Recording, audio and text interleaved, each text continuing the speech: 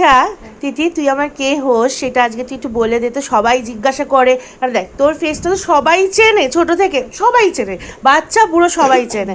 আমার একটা বাচ্চা মেয়ে আমাকে বলেছে তোর মা সিরিয়ালটা নাকি দেখার জন্য ও নাকখড় দিয়েছিল।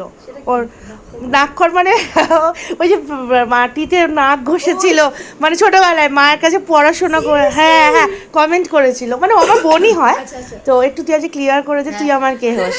ব্যাপারটা হচ্ছে আমার মানে আমি যেখানে থাকি আমি সেখানে রান্না বান্না না করে দুপুর হলে এখানে খেতে এ না না না না না শোনো না বলছি, মানে সম্পর্কটা আমাদের আমার দিদি হয়ে গেছে, দিদি কাম বন্ধু, যেটা মানে অনেক কথা শেয়ার করা, এটা ওটা সেটা। তো আমি হচ্ছে দিদির বোন। হ্যাঁ বোন, ওটাই আমি দিদির বোন। হ্যাঁ এবার আমি বলি আমার বোনু হয়, হ্যাঁ তো সবাই বলে কিভাবে বোনু হলো, আমার নিজের বোনু, এটাই বোঝাতে পারি না। নিজের বোন, সত্যি তাই হয়ে গেছে, নিজের একদম সত্যি এখন আপন হয়ে গেছে।